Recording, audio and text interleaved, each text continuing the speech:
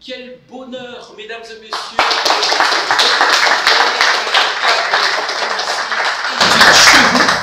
vous le savez, la problématique liée à la vision devient un véritable problème de société dans le monde en général et en République démocratique du Congo en particulier, d'où il est important d'avoir des institutions spécialisées qui vont devoir former des techniciens en la matière. Et pour la République démocratique du Congo, nous avons le plaisir d'avoir ONU Université, cette première université qui forme des optométristes. Nous avons donc le plaisir et l'honneur d'être reçus ici, n'est-ce pas, au sein de cette très belle université, et avec les recteurs, le numéro 1 de cette institution. Il s'agit donc de M. Jumuzoza. Je suis très très fier de vous et de vous féliciter en tout cas pour cela. Merci beaucoup. Alors la première question qui me vient, c'est celle de savoir d'où vous est venue, n'est-ce pas, l'idée de créer cette très belle université. Je vais parler du développement de l'optométrie en RDC. Pourquoi le développement? Parce que ce développement comprend la formation des étudiants pour qu'ils deviennent optométristes, mais aussi la formation des formateurs. Et donc, on ne va pas s'arrêter pas juste à former des professionnels, nous irons jusqu'à former des formateurs, à former des enseignants. Et cette formation de formateurs ou ce développement de l'optométrie a pour des raisons d'être. Vous vous rendez compte que sur le plan mondial, il s'est avéré que plus de 2 milliards d'humains vivent avec des déficiences visuelles et parmi les 2 milliards, 1,1 milliard auraient dû être soignés et évités. C'est ainsi qu'en 2021, l'Organisation des Nations Unies a pris pour la première fois une résolution, la 75-310, comme thème l'amélioration de la vision. Et qui dit amélioration de la vision dit aussi avoir les professionnels de santé oculaire, notamment les ophtalmologistes, évidemment qui sont moins nombreux en RDC, mais aussi les optométristes et qui ne sont formés qu'ici à ONU Université. Et c'est ainsi qu'on a l'appui de nos partenaires, des partenaires qui nous appuient dans ces programmes de développement de l'optométrie. Je vais les citer, tout en les remerciant même. Mais avant qu'on parle des partenaires, rapidement, pour ne pas vraiment aller très très vite, la question que je m'aimerais vraiment poser et savoir, c'est quel est le vrai problème que nous avons ici en République démocratique du Congo, surtout en matière de vision, en matière voilà, des autres domaines, optométrie. Est-ce que ça vaut la peine d'avoir une université pareille? Est-ce que ça vaut la peine de former des spécialistes en la matière ici en République démocratique du Congo? Et est-ce qu'avant, nous avions aussi des spécialistes qui sont formés ici au Congo? Voilà. Et c'est un peu de au Congo, il y a seulement 2 universités qui forment les professionnels de santé oculaire. Et là, je parle de l'université de Kinshasa qui forme les ophtalmologistes et l'université de Lubumbashi qui forme aussi les ophtalmologistes. Il y a CEFOA qui forme les TSO, les techniciens de santé oculaire. Et en dehors de ces trois structures, il n'y a que ONU University qui forme les optométristes. Et c'est pour la première fois en RDC, et je dirais pour la première fois en Afrique centrale. Wow, est-ce qu'il y a-t-il un besoin? Nous le disons nous, oui. Le besoin, ce n'est pas nous qui l'avons fait constater, c'est l'OMS. L'OMS a fait voir que pour toute l'Afrique, en prenant le nombre des professionnels de santé oculaire, l'Afrique ne regorge que de moins d'1% des professionnels de santé oculaire. Et dans ces moins d'1%, il y a des pays qui en ont plus. L'Afrique du Sud qui a plus de 5 000, le Nigeria qui en a plus de 5 000. Mais la RDC, à environ 130 professionnels de santé oculaire, et donc nous prenons les ophtalmologistes. Mais à ce jour, surtout de trois seulement optométristes. Les optométristes qui sont des professionnels professionnels de santé oculaire qui s'occupent de la vision, il y en a peu en RDC. Ainsi qu'au université s'est lancé dans le développement de l'optométrie. Pas seulement former, mais aller jusqu'à la formation de formateurs. Le fait que l'État, pour la première fois, a accordé un arrêté ministériel permettant à ONU University de former, et je reviendrai plusieurs fois, pour la première fois, des optométristes, et donc on a le soutien de l'État. Mais aussi on a le soutien des organisations nationales.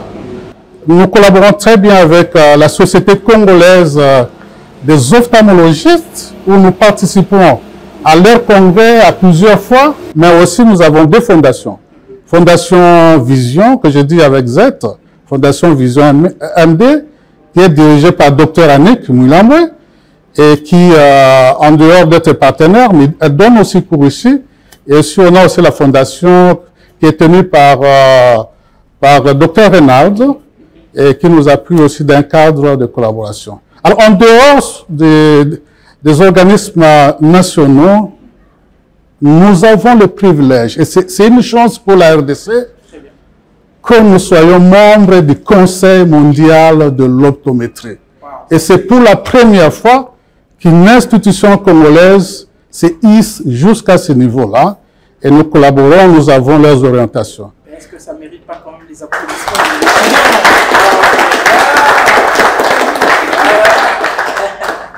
Super. Nous sommes aussi partenaires de VOSH International. VOSH, comme ça s'est dit, c'est Volontaire Optométrique Service Humanitaire. C'est un organisme qui regroupe des milliers d'optométristes et qui est basé aux États-Unis. Mais nous avons aussi l'Université de Montréal. Nous avons aussi Makerere University. Nous avons Optometry Give Insight. Et donc, tous ces partenaires nous accompagnent dans le développement de l'optométrie, dans l'élaboration du programme et dans son accréditation, de la mobilité des enseignants, et les étudiants même pourront témoigner, où nous avons des enseignants de l'Université de Montréal qui ont pu donner cours. On a eu une enseignante, professeure Touane, de l'Université de l'Afrique du Sud, qui s'est déplacée ici. Et donc, nous accompagnons aussi dans les recherches collaboratives, parce que qui dit université dit aussi le domaine des recherches, et aussi dans le domaine de la professionnalisation. Et donc, nous travaillons sérieusement avec ces partenaires qui sont décidés à nous accompagner, je le dis bien, dans le développement de l'optométrie. Mais je ne veux pas oublier des partenaires aussi sérieux qui sont les parents et les étudiants qui sont déjà là, avec qui on a commencé. Je voudrais qu'on les applaudisse.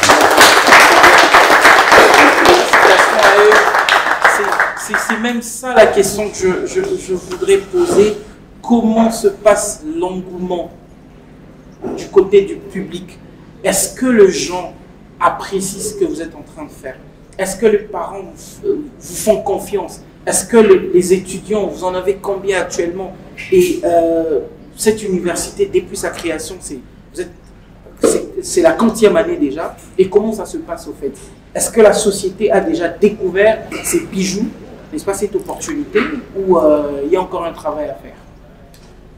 Je voudrais remercier tous ceux qui nous ont découvert et qui ont décidé, comme je l'ai dit, les parents, mais aussi les étudiants. Il faut dire vrai, le mot optométrie, ce n'était pas dans notre langage, hein, optométrie. J'ai échangé avec certaines autorités, notamment les ministres de l'enseignement supérieur universitaire, qui avaient du mal à prononcer, mais finalement, ils sont arrivés à comprendre que c'est une profession qui est assez organisée, reconnue par l'OMS, ainsi de suite. J'ai découvert le terme le jour de notre entretien avec vous. C'est exact. Il y a un mouvement. Ceux qui découvrent et qui sont touchés de savoir qu'il y a un besoin pour la RDC. Les parents et certains étudiants décident de venir. Mais le vrai problème est qu'il faut expliquer, il faut insister pour qu'ils comprennent. C'est ainsi que nous avons voulu cette émission de façon au stade où nous sommes maintenant là. Comme je l'ai dit, le moment est venu. Il faut parler du développement de l'optométrie en RDC à ONU University et permettre, comme nous sommes pendant la période des inscriptions, permettre aux parents de libérer leurs enfants, de venir visiter et de s'inscrire et de suivre les pas de ceux qui sont déjà là. Très bien, ça c'est vraiment magnifique. Mesdames et messieurs, nous sommes là pour parler du développement, n'est-ce pas, de l'optométrie. Et donc d'ici là, nous allons recevoir le secrétaire général administratif qui pourra nous parler de comment les inscriptions se passent ici. Mais avant cela, avant rapidement de le recevoir, j'aimerais rapidement qu'on parle quand même pour ne pas casser déjà cette ambiance-là des professeurs. Comment ça se passe en fait? Voilà, vous avez effleuré un peu ces domaines-là. Et donc, j'aimerais m'entretenir rapidement avec Ardit Irlande qui est là. Bonjour. Bonjour. Vous allez bien, ça va? Oui, ça va très bien. Ça, c'est très bien.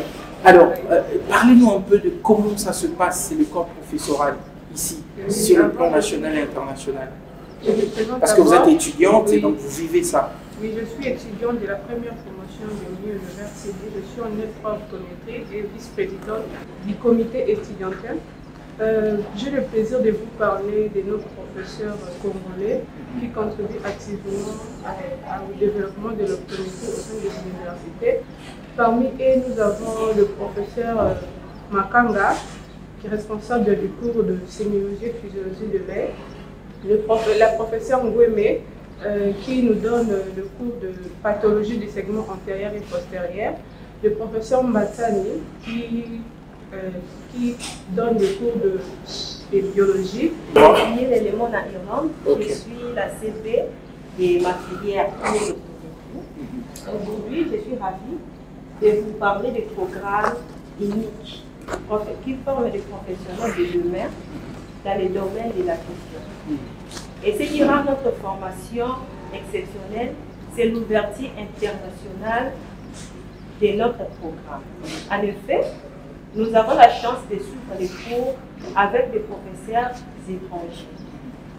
Et là, je cite, il y a la professeure Toumani Raziolane qui nous a enseigné les cours d'optique, géométrie et physiologie, ce qui est une base essentielle de l'optométrie. Il y a aussi la professeure Tia Valentina qui nous a donné les cours de la perception visuelle et neurophysiologie. C'est un domaine clé pour comprendre la formation du système visuel, qui nous accompagne dès le début avec les cours d'introduction à l'optométrie et professionnalisme, et ensuite elle vient nous donner le cours de la motilité oculaire et de vision binoculaire. Super. Et grâce à cette richesse pédagogique, nous développons une expertise pointue, à la fois théorique et pratique, qui répond aux standards internationaux. Super. Et parce que la connaissance ne doit pas être gardée pour soi, nous lançons l'appel à tous les diplômés passionnés de venir découvrir ONU University. Très bien. Et ici, vous trouverez une formation de qualité et un environnement propice à l'excellence. Venez et vous ne serez pas déçus. Magnifique. L'appel est lancé, mesdames et messieurs. Ceux qui voudront bien venir s'inscrire ici à ONU Université, alors je voudrais placer un mot. Ouverte. Alors, je vais revenir vers le recteur. Vous avez quand même entendu, ça c'est très très bien. Vous combinez l'enseignement et sur le plan national et international, et ça c'est extraordinaire. Un mot par rapport à ce qui est dit par rapport aux étudiants. Oui, c'est exactement ça. Nous avons un programme qui est piloté par l'Université de Montréal. L'Université de Montréal est une école d'optométrie dans le monde francophone et qui accompagne le développement de l'optométrie dans le monde francophone, notamment à Haïti, au Liban, au Mali, et en RDC. Et donc, ce programme a en son sein des cours de base, évidemment, que reçoivent tous les étudiants qui font la médecine ou qui font la pharmacie, la mathématique, la physique, la biologie, l'anatomie, ainsi de suite. Et pour ces cours, nous avons des professeurs nationaux. Je voudrais de tout cœur remercier tous ces enseignants-là. Ils nous ont accompagnés et ils continuent à être avec nous. Mais comme progressivement dans les programmes, on a des cours d'ophtalmologie et progressivement on a des cours d'optométrie, rien que des cours d'optométrie, nous avons un apport extérieur par nos partenaires, précisément de l'Université de Montréal, qui donne des cours en ligne. Et l'année prochaine, ils vont se développer pour pouvoir donner des cours en présentiel. Et donc, c'est grâce à eux, c'est ainsi que nous voulons rassurer les parents de la qualité de l'enseignement qui est donné ici. On va parler du cadre de stage, on va parler de la clinique, mais on va parler aussi de l'employabilité. Parce qu'on veut former, mais finalement, pour que ces enfants deviennent qui. On va quand même prendre aussi deux étudiants qui vont devoir nous parler de comment ça se passe concrètement avec le laboratoire ici, chez vous, à l'université. Donc, le tout premier, c'est donc Vincent, qui doit être derrière moi. Voilà, Vincent qui est là. Vous allez bien? Ça va? Oui, ça va bien, merci. Super. Alors, vous allez un peu nous parler de comment ça se passe avec le laboratoire concrètement. Je suis Vincent Zosa, étudiant en L3 optométrie, président de coordination universitaire au sein de l'université. Très bien. Alors, je sais qu'il y a des laboratoires, c'est la première fois que l'université dispose de bien occuper la pratique professorale pour s'occuper des étudiants, je dirais même de chaque étudiant individuellement, mais aussi de matériel de pratique, mais aussi une clinique pour cela. Il y a un adage qui dit, si vous n'êtes pas professionnel de santé oculaire, ne touchez pas l'œil de quelqu'un. Laissez-le avec ses problèmes. Et donc, il faut absolument former de meilleurs professionnels de santé oculaire. Et c'est ainsi que nous sommes lancés avec le leadership de l'Université de Montréal, évidemment, qui nous a limité à 20 étudiants par promotion. Nous avons des enseignants qui vont suivre les étudiants individuellement, mais nous avons aussi ces cadres. Je pense que vous avez vu ces cadres. Je n'ai pas assez commenté. Les parents, les étudiants, les élèves vont voir eux-mêmes. Mais n'ont pas venu visiter.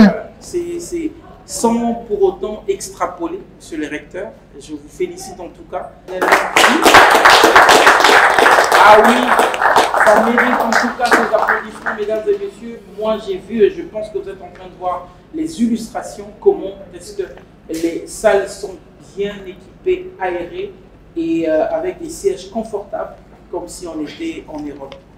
Mais ça, il faut le dire. Merci beaucoup. Merci beaucoup en tout cas. Alors, on va parler de l'employabilité. Il est vrai, les bâtiments, c'est magnifique. On a des auditoires peints par neuf, ça c'est très bien. Mais après, comment ça se passe avec, n'est-ce pas, l'employabilité? Est-ce que ces jeunes vont encore aller commander de l'emploi? Comment ça se passe concrètement? Alors, je commence par les étudiants et je reviens vers vous. Très bien. Allez. Merci pour la parole. Très Je m'appelle Christelle Lima, étudiante en optométrie à l'université. Alors, parler de l'employabilité en RDC, je voudrais vous dire que l'employabilité dans la filière optométrique est très limitée aussi. Alors, pourquoi je dis ça? Nous avons entendu des chiffres, des nombres de personnes qui vivent ici en RDC. Mais sur ces nombres, nous avons aussi entendu des grands nombres élevés de personnes qui ont des problèmes de vision. Et sur ces mêmes nombres, nous avons entendu le nombre de personnel de santé oculaire qui est vraiment petit. Et la formation ici à ONU University, pour les personnes qui ont été formées dans la filière optométrique, ils auront l'opportunité, pour ceux qui ont été diplômés bien sûr, ils auront l'opportunité de travailler dans des hôpitaux publics ou privés, dans des ONG, peut-être dans des écoles pour pouvoir dépister ou prévenir contre des maladies oculaires ou alors les erreurs de réfraction liées à l'âge, peut-être que ça sera précoce pour les enfants.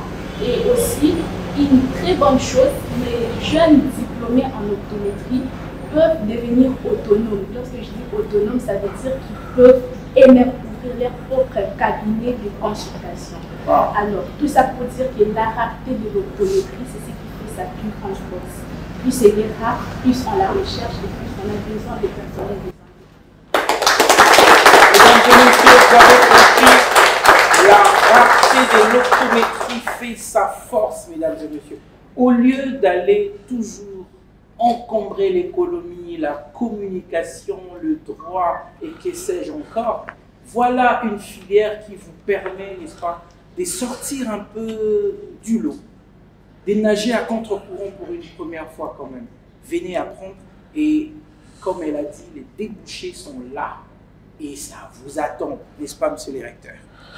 Il y a une année, j'ai reçu une structure de placement en ressources humaines qui est venue nous contacter. Imaginons que nous avons déjà des optométristes qui ont déjà terminé.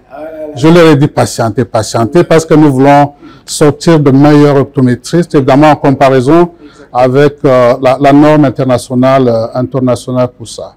Donc il y a effectivement un besoin des personnels en santé oculaire. Je parle un peu des programmes de couverture santé universelle.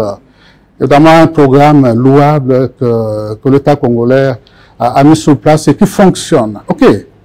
Si ce programme atteint l'aspect des soins oculaires à l'intérieur du pays, tu connais comme ça, il y a un problème sérieux de manque de professionnels de santé oculaire.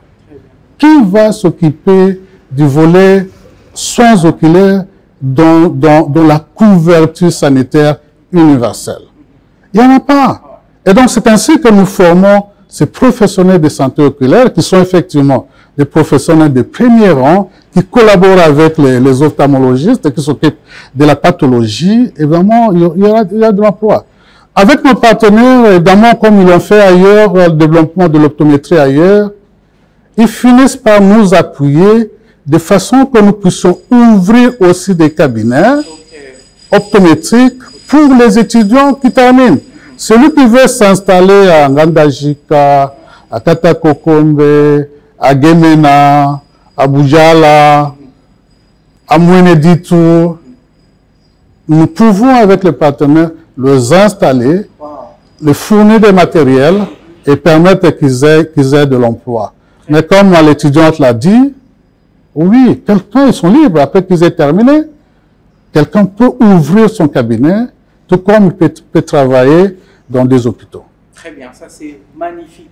Alors je sais que les questions taraudent, n'est-ce pas, vous expliquent comment faire, comment s'inscrire, par où commencer. Alors, mesdames et messieurs, nous allons recevoir sur ce plateau le secrétaire général administratif des hautes universités.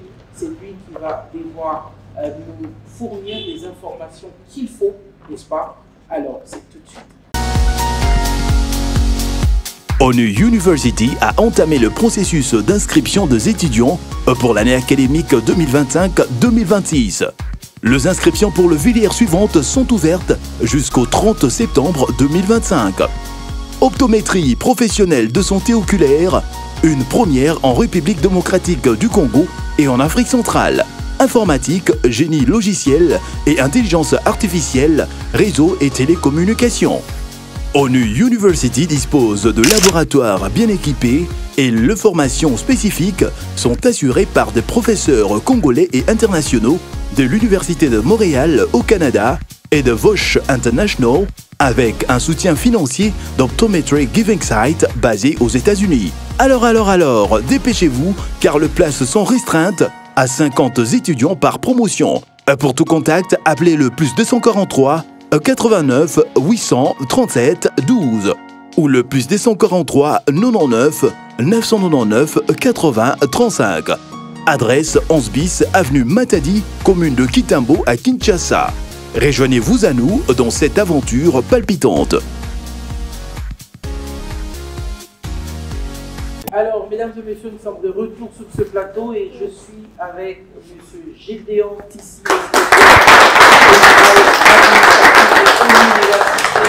bonsoir et bienvenue en tout cas. Bonsoir, monsieur les journalistes. Merci. Alors, quand on voit l'administration, on voit directement tout ce qui est lié, n'est-ce pas, l'inscription et consorts.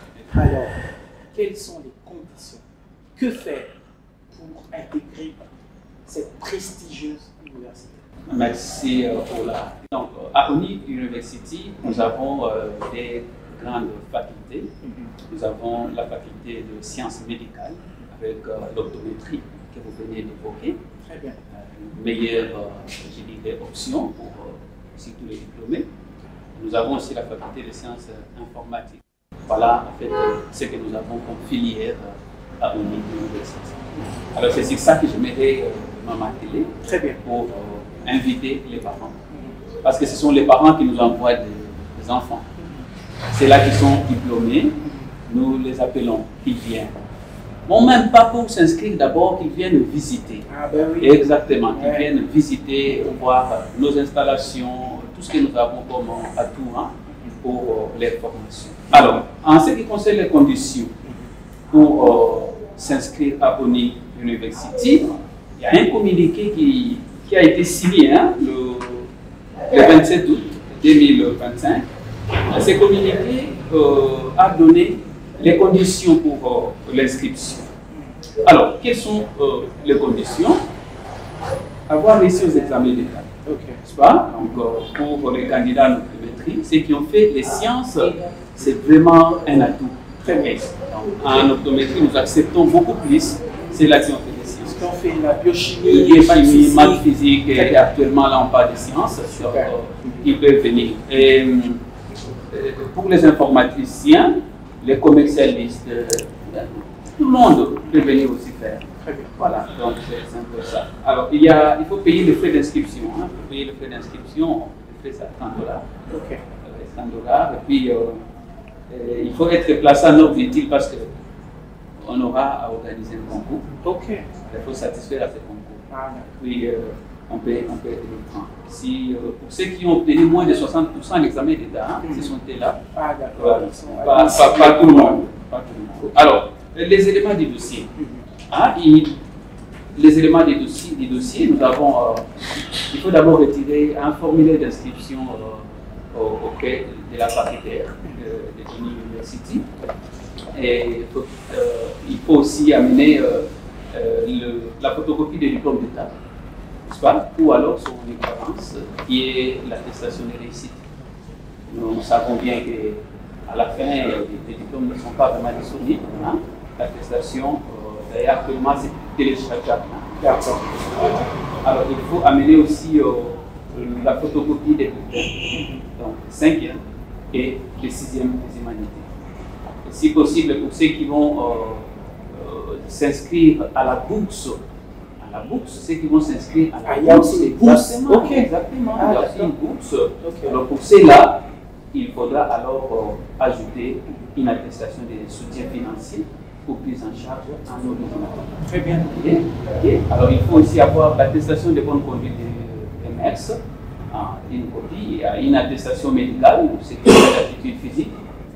Si possible, on peut les obtenir juste à la clinique Newcamps, juste derrière. Très bien.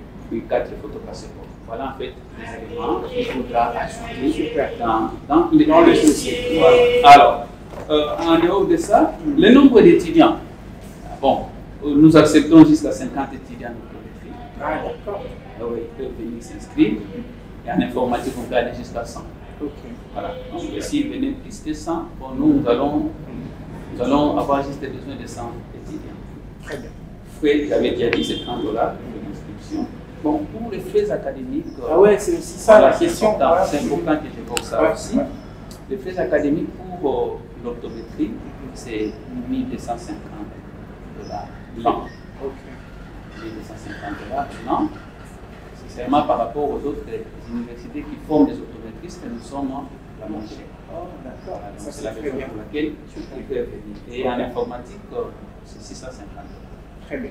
Voilà en fait ce que je pouvais essayer un peu. Oui, mais ça vaut la peine parce que quand on voit ce que vous offrez comme avantage et pratique et ainsi de suite, moi je pense que ça vaut vraiment la peine. Exactement. Cet argent. Et merci beaucoup en tout cas, Monsieur Gédéon. Il y a la rentrée académique aussi. Hein. Oui, la rentrée académique, voilà. La prochaine, c'est pour quand déjà? Exactement, c'est pour le 15 octobre 2025. Ok.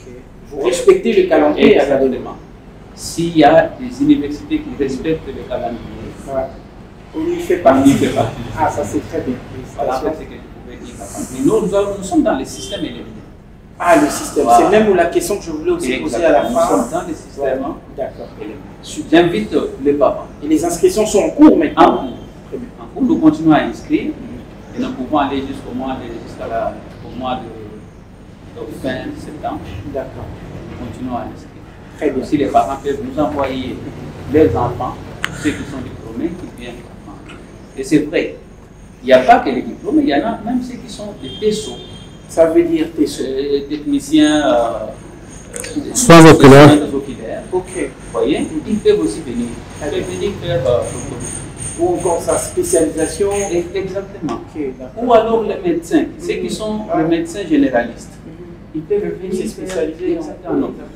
On ne sait pas seulement pour le diplômé d'État. Pas seulement pour le Très bien. Est-ce qu'on peut applaudir très fort? Merci beaucoup. Alors, mesdames et messieurs, nous allons ici, attendez, vous ne partez pas directement. Moi, j'aime le cocktail que vous avez ici chez vous, au sein de votre université. Vous avez également votre clinique universitaire de la vision. Ça, c'est extraordinaire. Les étudiants apprennent les pratiques sur le champ et ça, c'est magnifique. Et pour ça, mesdames et messieurs, nous allons donc recevoir le responsable, n'est-ce pas, de cette clinique universitaire de la vision, le professeur Makanga, qui va nous rejoindre sur ce plateau pour nous parler un peu de ça.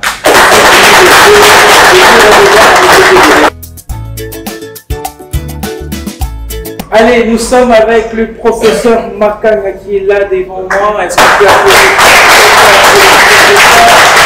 Voilà. Alors, parlez-nous un peu de votre clinique universitaire de la vision. Comment ça se passe? Voilà, notre clinique universitaire de la vision, c'est l'INSOSA. C'est une très bonne clinique que vous allez visiter un moment. Ok. Nous allons présenter notre salle des examens. Et ça passe déjà en illustration. Les gens sont en train de voir. Des examens, des consultations. Vous allez voir là où on le fait. Voilà, donc c'est vraiment un cadre où nous donnons les enseignements, n'est-ce pas, à nos jeunes gens qui sont dans la formation de maîtrise. Très bien. Et puis, il y a certains de nos collègues qui viennent également apprendre avec nous ici l'ophtalmologie, n'est-ce pas, on est là. En tout cas, vraiment, dans notre pays, c'est vraiment un cadre qui offre la formation. Très bien. Des étudiants et consultation, les traitements. Est-ce que c'est ouvert aussi aux gens de l'extérieur ou c'est seulement pour les étudiants? Non, ce n'est pas seulement pour les étudiants. Tout le monde peut venir pour des consultations. En tout cas, nous recevons la porte à ouverte pour tout le monde. Non, vous offrez des. En fait, il y a des verres que vous. Il y a les verres, vous vendez. Nous vendons des verres, nous disposons de verres pour nos malades. Très bonne consultation avec des personnes de qualité. Par exemple, moi, je suis là, le professeur Makanga, professeur d'ophtalmologie. Je suis aussi enseignant, j'encadre nos jeunes ici sur les sémiologies oculaires, la physiologie de l'œil. Voilà. Il y a certains de nos collègues aussi qui viennent nous accompagner ici dans le centre pour nous observer bien, également pour encadrer nos jeunes. Très bien. En tout cas, merci beaucoup. Est-ce qu'il y a un numéro peut-être Voilà, il y a un numéro. Ouais. Voilà, vous prenez le numéro 097 62 16 179. Je reprends. 097 62 16 179. Mesdames et messieurs, nous sommes en train de chuter déjà avec notre très très belle émission. Et là, je reviens directement au recteur. Vraiment, nous sommes très très contents. Une petite question rapidement avant que vous puissiez conclure. Vous venez vous implanter cette belle université ici à Kintambo. Est-ce que vous n'aviez pas eu peur d'investir ici? Parce que c'est quand même, il est un peu chaud, comme on le sait, et tout ça. Alors que souvent les universités, c'est un peu à l'extrémité, tout ça, tout ça. Racontez-nous un peu. Souvent, dans des milieux comme ça, on voit des hôtels, on voit des... Hein, voilà. Économiste, mais j'ai pris le secteur médical comme un secteur d'investissement. Et j'ai déjà investi depuis 2007 en ouvrant une clinique avec un ami médecin et j'ai apprécié la collaboration avec les médecins. J'aime les médecins qui sont devenus de plus en plus mes amis. Et c'est progressivement dans la clinique, on voulait exploiter l'aspect ophtalmologique que j'ai vu qu'il y a un besoin en professionnel de santé oculaire. Et donc, en lien déjà avec ce que je faisais, je me suis lancé dans ça. Évidemment, c'est lancé sans gilet de sauvetage dans la mer. Mais progressivement, évidemment pour ce qui est l'optométrie, progressivement avec les partenaires, ils m'ont soulevé de là. Et maintenant, nous pouvons arriver effectivement à atteindre notre objectif de former des professionnels de santé oculaire. Et une autre réalité qu'on a vue, c'est le niveau de revenus. Le niveau de revenus pour la couverture des soins en général et des soins ophtalmologiques. C'est ainsi que l'université a aussi une vocation des actions humanitaires. Et nous le faisons, évidemment, nous-mêmes, mais aussi avec l'appui de nos partenaires, hein, notamment Vosch International, qui a ouvert un chapitre ici chez nous. Et donc, nous allons faire des actions humanitaires. Nous avons déjà commencé pendant les périodes de la semaine mondiale de l'optométrie qui intervient au mois de mars, mais aussi pendant d'autres activités. Comme maintenant là, le mois de septembre et d'octobre, nous avons voulu que ce soit 2 mois des actions humanitaires. Les consultations sont gratuites. Les examens sont réduits de moitié, c'est-à-dire $5 par examen au lieu de 10, de 15, de 20, mais aussi des lunettes que nous ouvrons, évidemment des lunettes avec monture et verre liés au problème de la personne. Et donc, et ça aussi, nous avons réduit de moitié. Évidemment, on est samedi, mais je pense que vous avez vu, il y a beaucoup de patients qui viennent, et nous continuons encore à insister que d'autres viennent. Nous en ferons encore un mois devant nous. Et je voudrais, avec cette occasion que nous avons de travailler avec l'éducation, le ministère de l'Éducation nationale, de nouvelle citoyenneté, commencer des actions humanitaires, des actions de dépistage dans des écoles. Parce que plus on s'y prend par le dépistage, plus nous pouvons aider nos enfants à bien prendre en conscience le problème de santé oculaire, le problème des soins oculaires, et les aider à les éviter par la suite. Et donc, j'annonce que l'année prochaine, avec les étudiants qui sont déjà en 3e, qui passent en 4e, avec l'appui de nos partenaires, nous allons descendre dans des écoles pour le dépistage des problèmes.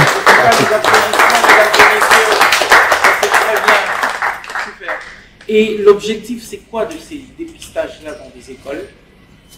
Oui. Mais ici, c'est pour les cadres universitaires et c'est le recteur. Encore les écoles.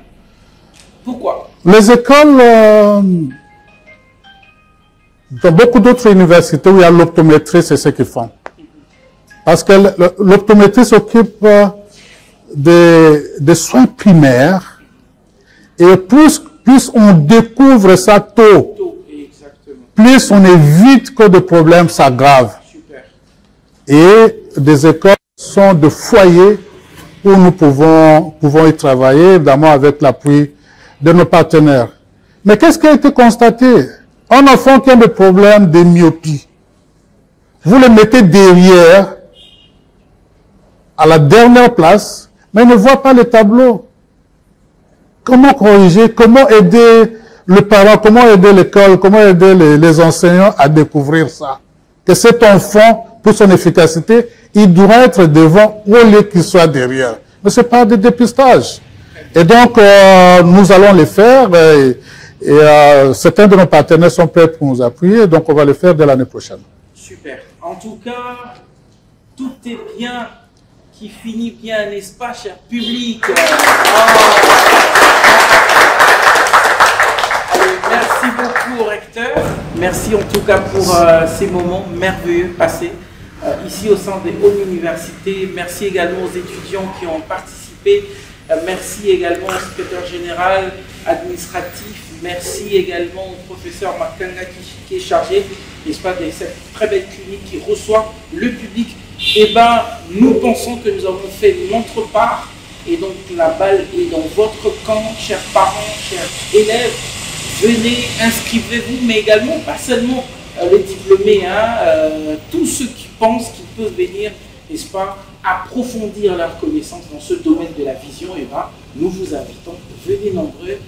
C'est la période de l'inscription et donc venez très très nombreux pour vous inscrire et ça sera très très bien. Vous êtes à Kitambo.